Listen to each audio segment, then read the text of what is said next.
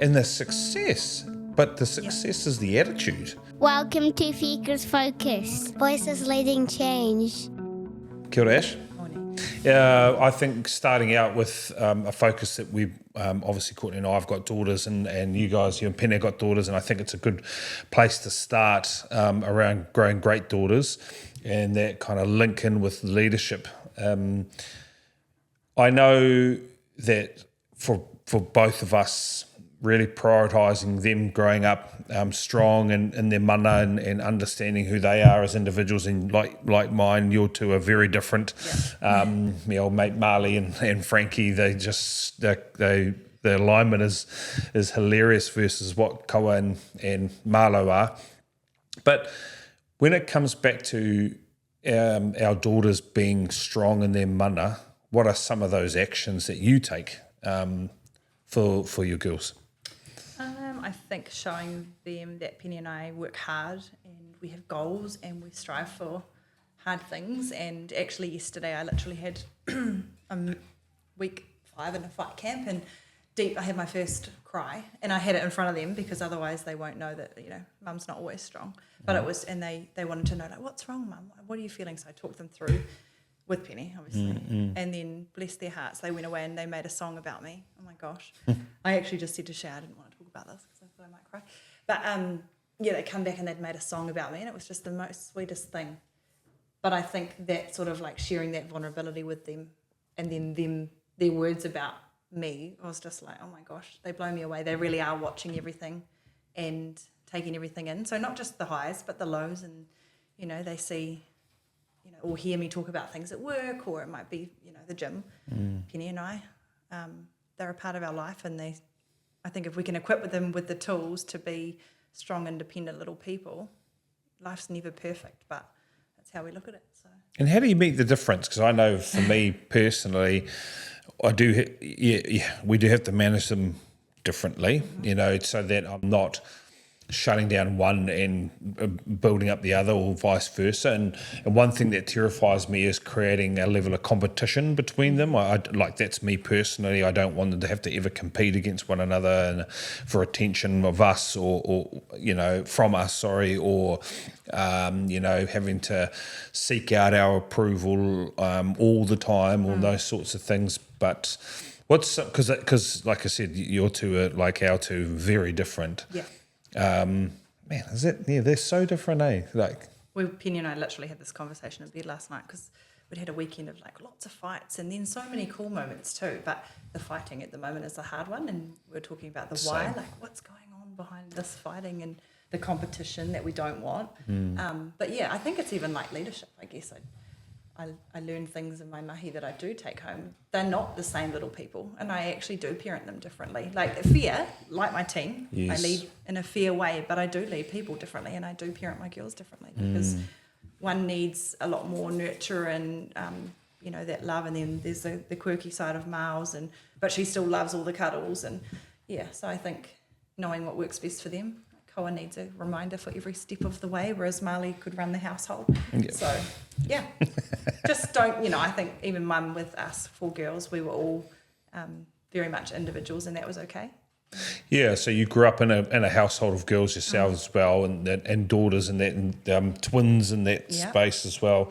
So you've been through that experience. I think it's when we look at it as a leadership principle about meeting the individual needs of each person, it's a good segue into some of the stuff that I've really noticed and seen you continually, and that's key to any level of leadership, is consistency. I think consistency is where a lot of people lack. Sometimes they can be really outstanding and then and then drop off, and then it's really outstanding, and it's very hard to manage as a person under that type of leader. There are moments and seasons where it's really, really fruitful, and then seasons where it's like really hard to be in that space. I think consistency has absolutely put that level to bed. But when we talk to going into the application of really aspiration for a starter, because you spoke about it earlier, why is aspiration important to you in that sense of, because you spoke about you and Penny on your aspirations, why is aspiration so important to you?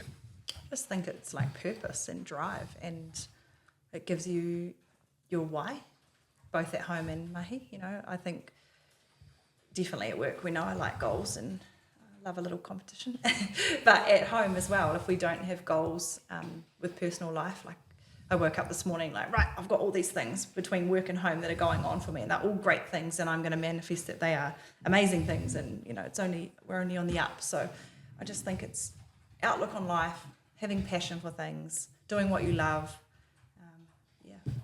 Couldn't be happier with that day to day, really. Where does that come from, though, your aspiration? Not you personally, but for people. What's your thoughts on that? Because I think Mindset. about it. Yeah, I agree with you there. Like I literally had a conversation with one of my kids this morning about that. Like, we get to pick that. Yeah. And I think people lose sight on that. Our attitude is absolutely something we choose. But again, like that, look what you're teaching the girls. Yes. Yeah? And same for me this morning. Similar conversation. Not wanting to go because of this and that, but let's have a good day and a great attitude. And And I think when I think about my own experience in terms of where that comes from, where does aspiration come from? It's funny, I saw a commentary about what children do for families and for people, and being a mum and being a dad, and the real power that because it's another level of life that you go into, that you start to really dig in again and start learning. And I had that happen to me very young. You know, I was 16. I had this little life come into the world. I was still a teenager, but I do distinctly remember being told by people, "Oh, you're just another statistic." Like, literally got told that by a teacher, which I could still name you. But the other piece, what it really lit in me was this fire. Like, okay, it's that. I've got to go now. It's that for me. Yeah, you know, it was like, I want my son to look at me and be proud.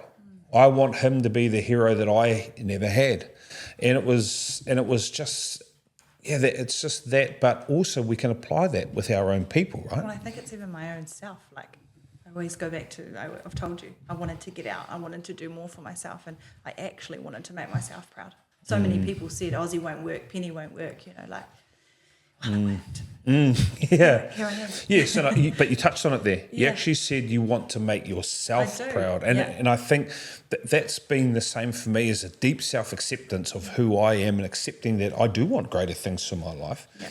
I'm not saying literally wealth or money or title or whatever, or power, but actually building a situation, an opportunity, that aspiration continually goes up and out, you know, and then coming back around, and how do we actually feed that into the people we work with? It's my favourite thing. Yes. Even watching, Sammy shared the video with me the other day around leadership and what my team had said about me, which was so special, but lots in that was around how I like to inspire people and I like to lift people up, and I don't know, like I've been under those people who just trod on you and put you down, and I know a lot of our Terrace Views team have been too. I just never, ever want to affect someone's day negatively. I never do. Even if it's a yucky conversation, I always circle back. Never hold a grudge. It's always for growth.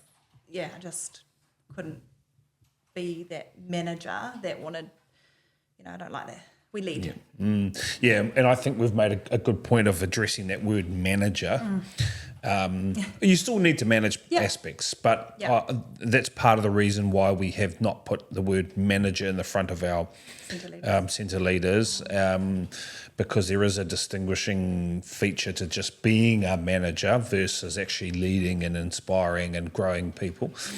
But also the connotations of leadership in 2024 and what that looks like, especially in a sector like ours where it has been plagued by managers, you know, management that have created horrible situations for many early childhood teachers.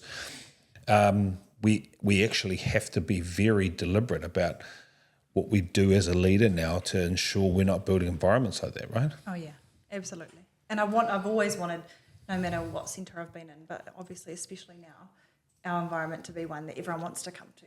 I want them to want to come to work and turn up and know that they're in a good culture and they're appreciated and respected and their voice is heard. And we've had great examples. I was there at your meeting last week, and it was cool to talk about one of our little people who we have had some support issues around, but just seeing their mindset around him and just being like, actually, one of your teachers actually said, when I first met him, it was like far out. It was full on. We were locking horns, but actually, when the teacher stepped back and said, actually, I can actually build great positive effect on this child, and then bang, all of a sudden the impetus of the team was very, very collaborative, and man, we've had some, what has it been, 5 months? Yeah. And the success, but the success is the attitude. The attitude, it's how we look at it. Yes. We say that all the time. We have challenges all the time in life, especially in ECE with our little people. He actually said the other day to somebody, we've got, every day it's our job to advocate for these little people, do the best we can for these little people. And I just think, I'm so proud of Te Rescues and our Ngahiraka team with this little guy. Yeah. And it's a good segue further into some of that stuff around building leaders. I know, you've had a good group of your kaimahi in there, but actually they're not the only leaders in your space. That's probably the thing I'm most proud of with your own action and the team's willingness. There are a number of people that we could pick up and move around like a chessboard and swap them in and out into different positions. But actually, the question is, why does it matter that we continue to build leaders within our centres? I just think it's building capability. That's my big thing at the moment, even speaking to our leaders amongst us, centre leaders. If we, we don't want that reliance on us. I guess it goes back to my parenting as well with the girls. I want them to be confident on their own and, do these, be able to do things for themselves. But that's the same as our team. They should never be, it's not a one-man band. It is a team effort. And I hope that they know that I trust them, and if they make a decision, I back them fully. That's what I've always wanted. Yeah. For people to take a chance and to, if we make mistakes, we learn and grow and take action. So capability, when we're talking through that, and I love that word capability, because actually it still again starts with mindset, right? If we don't believe that our people are more capable, then there's just no way of developing capability. Or our little people. And that's where the flow on is. That's where the flow on is. If we don't have an environment where we can empower our people to actually take some risks, make some mistakes, and that's okay, and build environments that allow opportunity to really be met and fostered and improved, then how can we expect our teachers to go out and do that for little people? Yeah. And actually, the science is quite simple in that sense, right? But capability, when we talk through that, what are some aspects that you see as someone is working on their capability? Not necessarily that they are currently doing, but working on their capability in the leadership space. I would say coping skills is a huge one. I think I've talked about this before. But the ability to cope in a situation or not, and then how we can gradually build on that, and then the actions they take for themselves to be able to grow in that area, I think. And when we explore coping, if we give an example of, of a child not being able to, not making it into a position of working with their peers, so losing it and things, and then us as educators, we're like, oh man, we have to actually cope with this and build an environment that helps. How do we work on that, or how have you worked on the educator's ability to cope in a situation of high stress in that space? I think firstly to take a minute. It's okay to stress and challenge both things that are okay. But it's then how we respond to those things. So just taking a minute to reflect, what's going on, what are the actions we need to take to improve here. I think that's really important. Relationships.